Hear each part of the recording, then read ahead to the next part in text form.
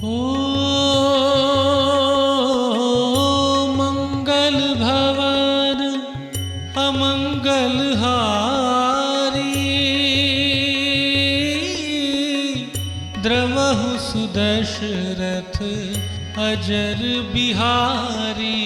राम सिया राम जय जय राम। राम सिया राम जय जय राम। ओ हरि अनंत हरि कथानंता,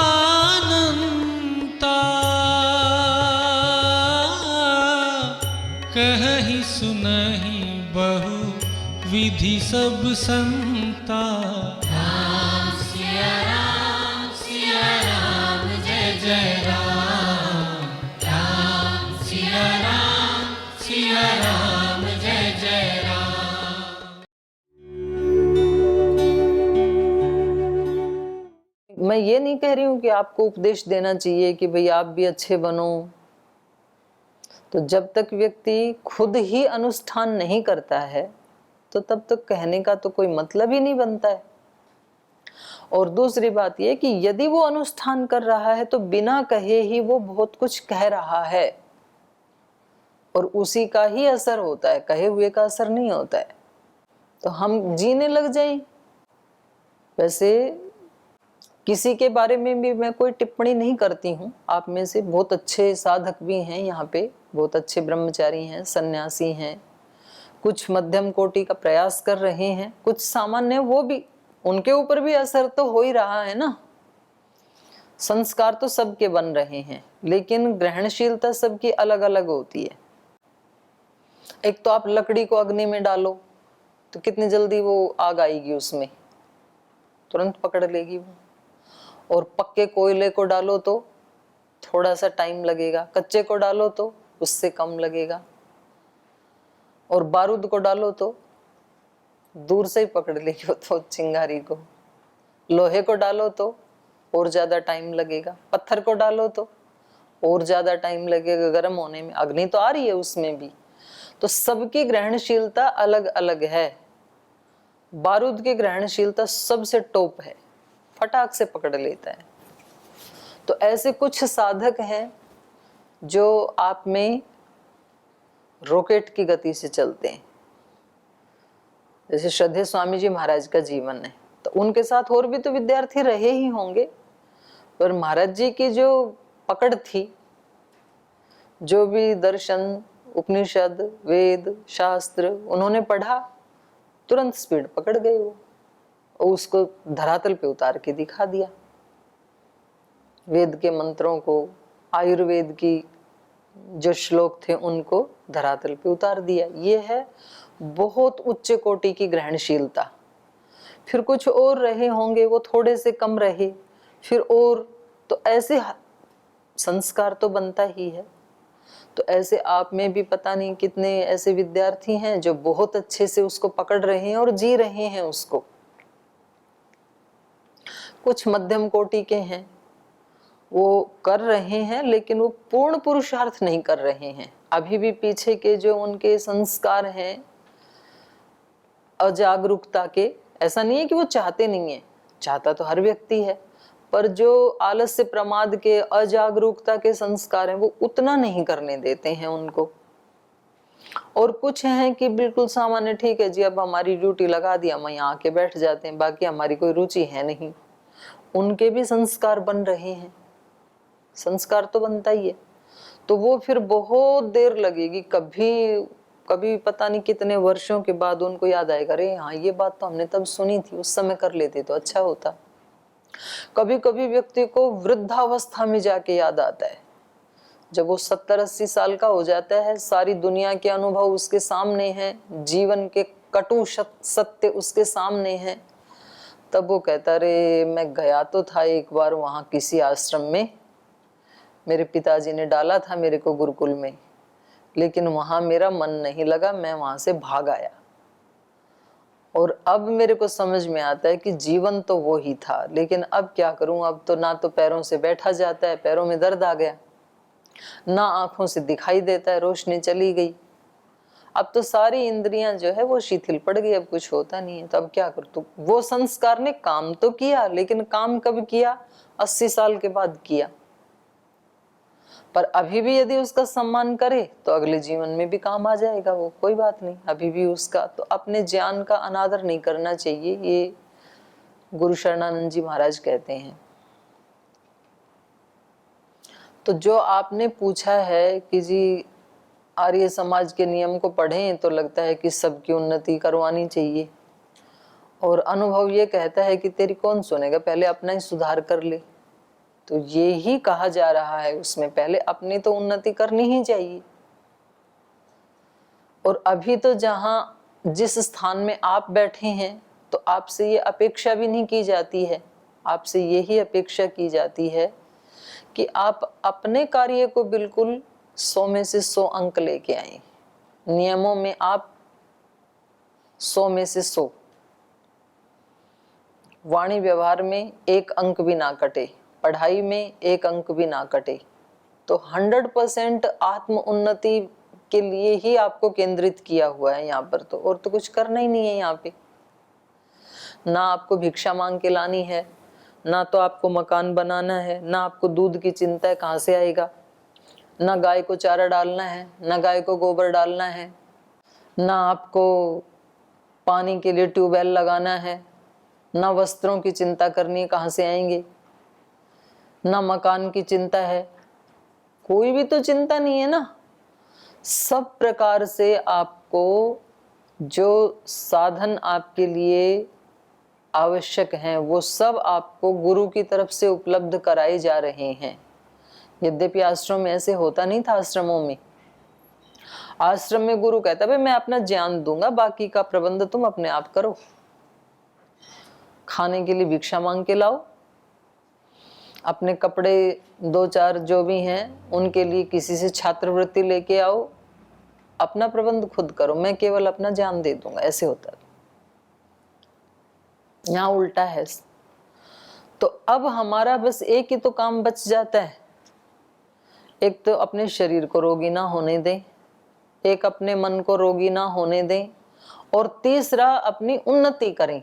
स्टेबल भी नहीं रहना वहां पे, शरीर से भी ठीक है, मन से भी ठीक है, फिर आगे भी तो बढ़ना है, एक जगह खड़े थोड़ी रहना है। तो इतनी ही अपेक्षा की जाती है कि आपकी अपनी उन्नति में कहीं 1 अंक भी नहीं कटना चाहिए। और आप यदि ऐसा करते हैं तो दूसरों के लिए तो आप स्वयं ही प्रेरणा बन जाएंगे, आपको कहने की जरूरत नहीं है। सारी प्रकृति अपने कर्म से ही तो बोल रही है। जो श्रद्धेय आचार्य जी हमें बार बार सिखाते हैं, स्वेन क्रतुना संवदेत, सूरज अपने कर्म से बोल रहा है, धरती माता अपने कर्म से बोल रही है, वायु अपने कर्म से बोल रहा है, वनस्पतियां अपने कर्म से बोल रही हैं, नदियां अपने कर्म से बोल रही हैं। सारी प्रकृति स्वेन क्रतुना संवदेत का ही तो पाठ पढ़ा रही है हमें।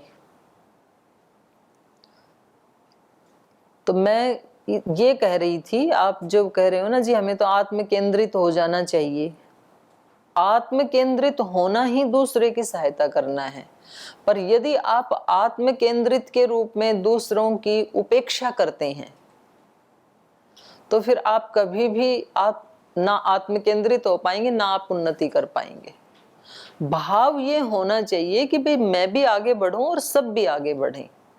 अगर ये भाव है कि मैं आगे बढ़ूं लेकिन दूसरे भाड़ में जाएं, तो वो आगे नहीं बढ़ेगा, फिर कभी भी नहीं बढ़ सकता, क्योंकि ये भावना ठीक नहीं है। तो बस इतना मेरा अभिप्राय था। ठीक, धन्यवाद। ओम प्रणाम दीदी जी। दीदी जी आपने कहा कि एक ही विषय में ध्यान रखना दिन भर, तो उसका तात्पर्य क्या है? इनके प्रश्न मतलब मेरे को समझ में नहीं आता कि कैसे प्रश्न होते हैं। एक ही विषय पर ध्यान, अपने धारणा को रखना, ऐसे आपने कहा? मैंने नहीं कहा ऐसे, आप ही बताओ धारणा का अभिप्राय क्या है। मन को एक विषय अरे में... नहीं, महर्षि पतंजलि का बोलो ना आप। ऋषियों की बात चल रही है ना, आपकी और मेरी नहीं चल रही। हम तो जानते ही नहीं है तो हम क्या बोलेंगे। क्या बोला धारणा का सूत्र, बोलो। सूत्र याद नहीं है भाई साहब को, दूसरे बोल रहे हैं, नकल तो कर लो। देश बंधस चित्तस्य धारणा, तो क्या अर्थ है उसका? मतलब मन का किसी एक जगह पर टिकाना धारणा है। सूत्र का अर्थ करो। देश बंधस्य मतलब किसी एक देश पर मन, चित्तस्य चित्त का देव बंधस्य धारणा, धारणा। चित्त का किसी एक देश में उसको बांध दो। चित्त को जैसे खूंटे के बांध देते हैं ना, तो वो अब जो पशु है वो इधर ही रहेगा, बस इसके इधर उधर नहीं जा सकता है। तो चित्त को एक विषय से बांध दो।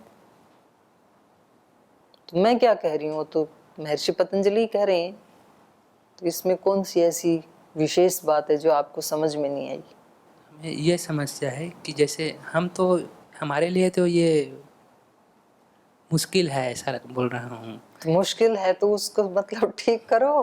क्योंकि हमें तो कई सारे कार्य करने पड़ते हैं दिन भर में, तो उसमें मुश्किल है। तो मत बांधो फिर। आपको कह कौन रहा है कि बांधो?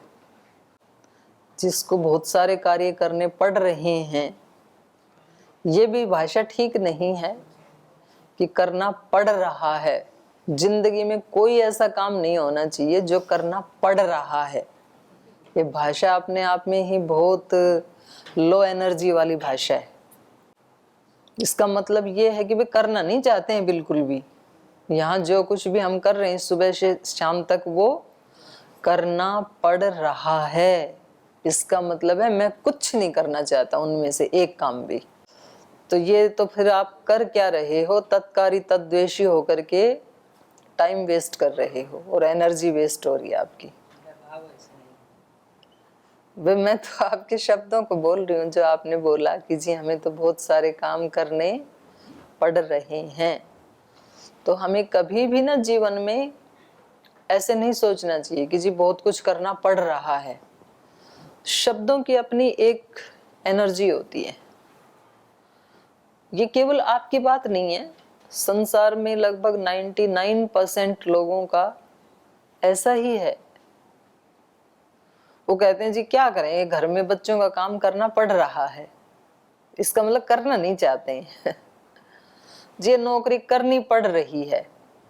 भाई आपको नौकरी 60 साल करनी है, 1-2 साल नहीं, 60 घंटे नहीं, 60 साल। और यदि आपने ये भाव बनाया कि नौकरी करनी पड़ रही है तो 60 साल वेस्ट हो जाएंगे। तो या तो आज ही छोड़ दो, नहीं करना है तो, और करना है तो फिर भाव बदल लो। जब आपको ये पता है कि भाई नौकरी किए बिना तो रहा नहीं जाएगा, गृहस्थ आश्रम में है, तो फिर अब रोजाना यदि ये मंत्र जप करके जाओगे ड्यूटी पे कि नौकरी करनी पड़ रही है, तो आप नौकरी करोगे नहीं। फिर आप इस असूया के भाव में ही रहोगे, तो वेस्ट हो जाएंगे इतने साल और इतनी सारी एनर्जी, इतना जीवन। तो हमें अपने कर्मों के प्रति जो हमें जरूरी, हमारे लिए अनिवार्य रूप से कर्तव्य कर्म है, उनके प्रति अपना भाव बदलना चाहिए। आश्रम में रह रहे हैं तो योग करना, यज्ञ करना, प्राणायाम करना, ध्यान करना, सफाई करना, ये हमारा कर्तव्य कर्म है। करना क्यों पड़ रहा है? हमने अपनी इच्छा से चुना है उसको, क्योंकि हम अपने जीवन को वैसा जीना चाहते हैं। तो करना पड़ रहा है तो फिर आप 5-7 साल जितने भी यहाँ रहोगे तो वो खराब हो जाएंगे फिर, और संस्कार भी बन जाएगा फिर ये पड़ रहा का। फिर उसके बाद जो करेंगे वो भी करना पड़ेगा फिर। और दूसरा भाव ये है कि भाई मेरा अहोभाग्य है, कुछ ना कुछ तो कर्म करना ही था, पर भगवान ने किसी ऐसी जगह पे मेरे को सुव्यवस्थित कर दिया कि इस कर्म को करते हुए कर्तव्य पालन भी हो रहा है और आत्मोत्थान भी हो रहा है। तो देखो कितनी अच्छी भगवान की कृपा है। ये दूसरा भाव है।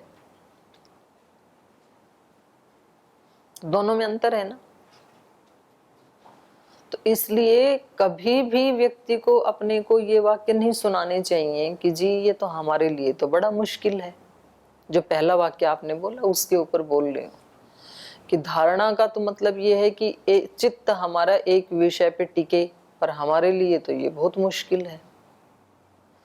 ये शब्द बोलते ही आपके मन ने वो जो आपका प्रयास था उसको रिजेक्ट कर दिया, क्रॉस लगा दिया कि तुझे कभी भी धारणा के लिए प्रयत्न नहीं करना है, क्योंकि आपके मन ने आपको सुना दिया कि ये हमारे लिए बहुत मुश्किल है।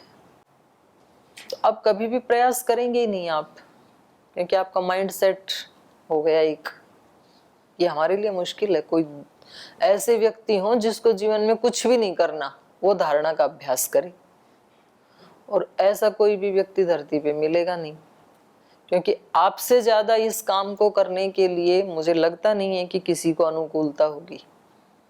अष्टांग योग का पालन करने के लिए एक सन्यासी को, एक ब्रह्मचारी को, एक आश्रम में रहने वाले व्यक्ति को भी यदि अनुकूलता नहीं है तो धरती पे किसको अनुकूलता होगी फिर धारणा ध्यान आदि का अभ्यास करने के लिए? फिर तो आपको तो सबसे ज्यादा अनुकूलता है, और वैसे अनुकूलता हर व्यक्ति को है। किसी भी व्यक्ति को ये अपने मन को नहीं सुनाना चाहिए कि हम ऐसा नहीं कर सकते हैं। कर सकते हैं, बस उसका मन इसके लिए एक तो तैयार होना चाहिए कि मुझे ये करना है, क्योंकि जीवन बड़ी मुश्किल से मिला है और एक एक क्षण करके बीतता चला जा रहा है। सदा नहीं रहेगा ये अवसर हाथ में, काफी जा चुका है और बचा है वो भी चला ही जाएगा ऐसे करते करते। तो इसलिए प्रयास आज से शुरू करना है, जीवन है ही उसी के लिए, नहीं तो बहुत बड़ा मेरे साथ फिर धोखा हो जाएगा अपने आप के साथ, अपने आप का ही बहुत बड़ा लॉस हो जाएगा मेरा। ऐसा जो व्यक्ति सोचता है तो फिर वो कहीं से वो रास्ता निकल ही आता है। पर मैंने तो शुरुआत इसी से की कि बाहर के कार्य बाधक होते ही नहीं हैं। बाधक है हमारा चित्त जो अनेक दिशाओं में बिखरा पड़ा है, ये बाधक है, बाहर के कार्य बाधक नहीं है। कुछ काम कर रहे हैं और उधर तो हमारा चित्त टिकता नहीं है, और 10 तरह के विचार हमारे चित्त में उस समय आते जाते हैं। तो काम तो कर लेते हैं हम, ठीक है, अभ्यास हो गया, अब इतने वर्षों से जो काम कर रहे हैं वो हो जाते हैं, लेकिन उधर वो जो इतनी चारों दिशाओं से छिद्र छिद्र करके हमारे चित्त में से हमारी एनर्जी, हमारी शक्तियां बह रही हैं, वो सबसे बड़ा लॉस है, वो हमें आगे नहीं बढ़ने दे रहा है। तो अब बताओ, निर्विचार होने में कौन सा काम बाधक है? कोई भी बाधक नहीं है, हम ही बाधक हैं। इसलिए भगवान कृष्ण ने भी तो गीता में बताया ना, आत्मेव आत्मना बंधु आत्मेव रिपु आत्मन।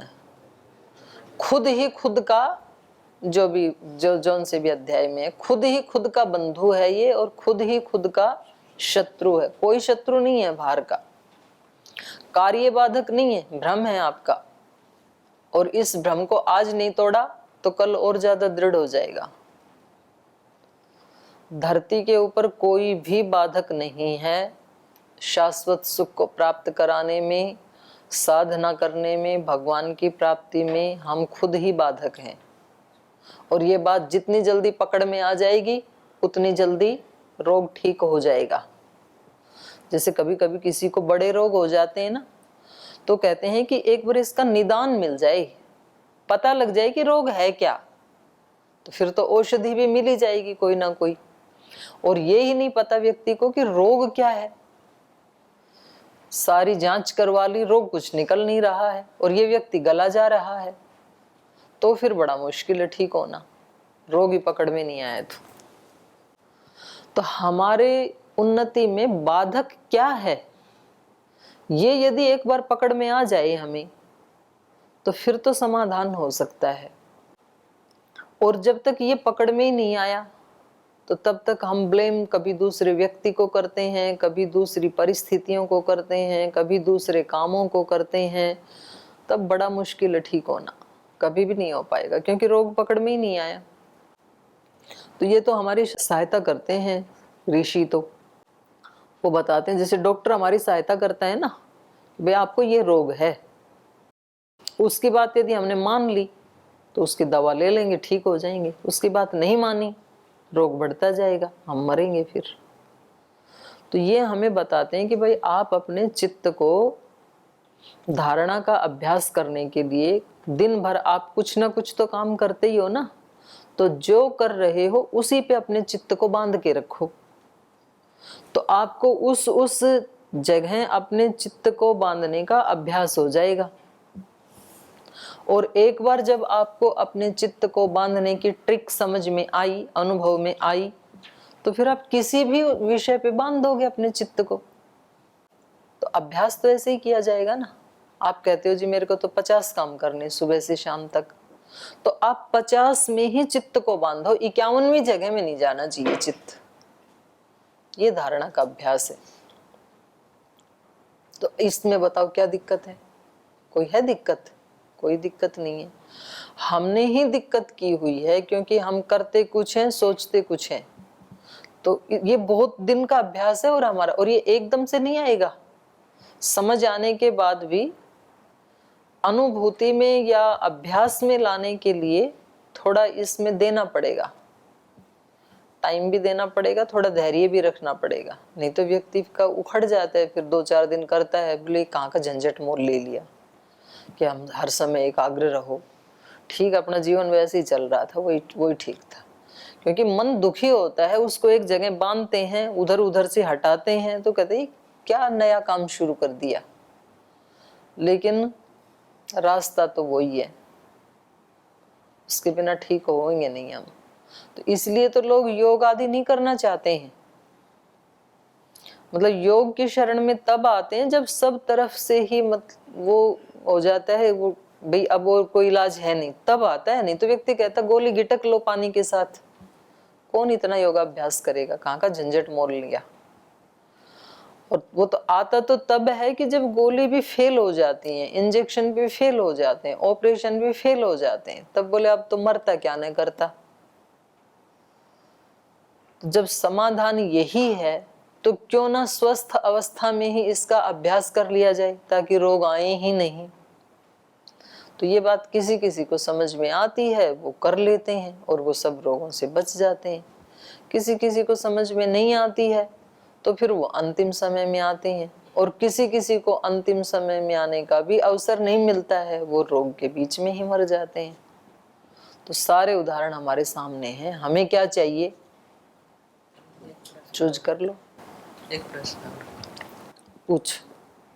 दीदी जी, महर्षि पतंजलि जी ने ध्यान के जो व्याख्या किए हैं उसमें सूत्र है तदेवार्थ मात्र निर्भासम स्वरूप शून्यमेव समाधि का, ध्यान का नहीं है। हाँ, समाधि का।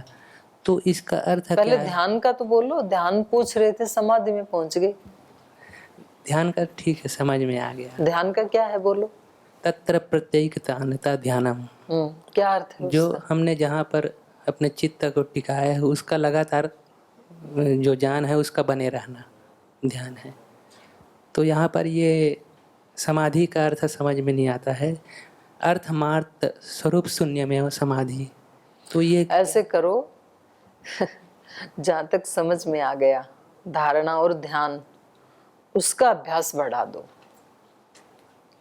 तो अगला स्टेप अपने आप ही समझ में आ जाएगा। जो चीजें हमें बुद्धि से समझ में नहीं आती है ना, तो फिर व्यक्ति को वैसा करना शुरू कर देना चाहिए।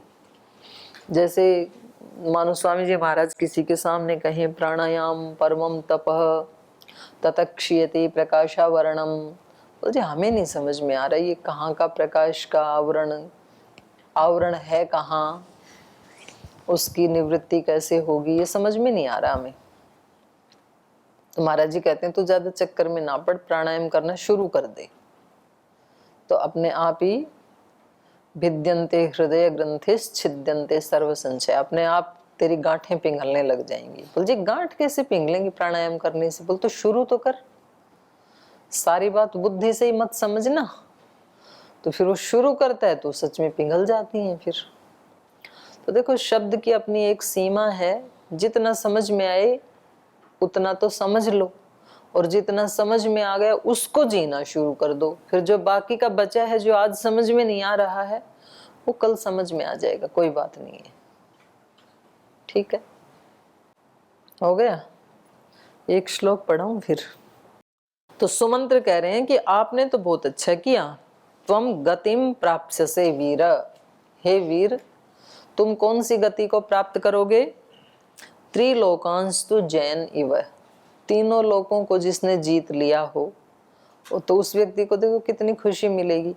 उतनी उससे भी ज्यादा खुशी आपको मिलने वाली है। श्री राम को कह रहे हैं सुमंत्र, क्योंकि आपने तो अपने आप को जीत लिया है, अपनी इंद्रियों को जीत लिया है, अपनी कामनाओं को जीत लिया है। वयम खलु हता राम, लेकिन श्री राम से कह रहे हैं कि हम तो मारे गए, लेकिन क्योंकि वो उनको वापस जाने के लिए कह रहे हैं, तो राम से दूर होना, ये कह रहे हैं वयम हता, हम तो मारे गए, आपके बिना हम कैसे रहेंगे। ये त्वया अपि उपवंचिता, जो हम आपसे वंचित रह गए, तो ये हमारे लिए तो बहुत ही कष्ट की बात है, दुख की बात है। कैकेय्या वशम एश्याम, अब तो हम वहाँ अयोध्या में जा कर के कैकेयी के वश में रह करके जिएंगे। आपके साथ रहते तो बहुत हमें सुख मिलता। पापाया दुख भागिन, जो दुख देने वाली, जो पाप कर्म करने वाली कैकेयी है, अब हमें उसके निर्देशन में वहाँ रहना पड़ेगा, आपसे हमें वंचित रहना पड़ेगा।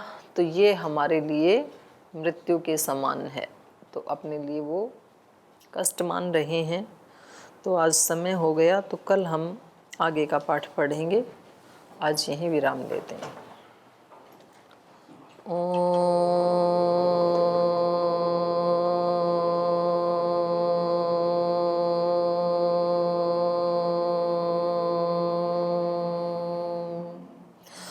शांति शांति शांति। श्री गुरुभ्यो नमः। राम का गुणगान करिए, राम का गुणगान करिए, राम प्रभु की भद्रता का, सभ्यता का ध्यान धरिए, ध्यान धरिए। राम का गुणगान करिए, राम का गुणगान करिए। राम के गुण गुण चिरंतन, राम के गुण गुण चिरंतन, राम गुण सुमिरन रतन धन, राम गुण सुमिरन रतन धन। मनुजता को कर विभूषित, मनुज को धनवान करिए, ध्यान धरिए। राम का गुणगान करिए, राम का गुणगान करिए, राम का गुणगान करिए। ओम श्री गुरुभ्यो नमः।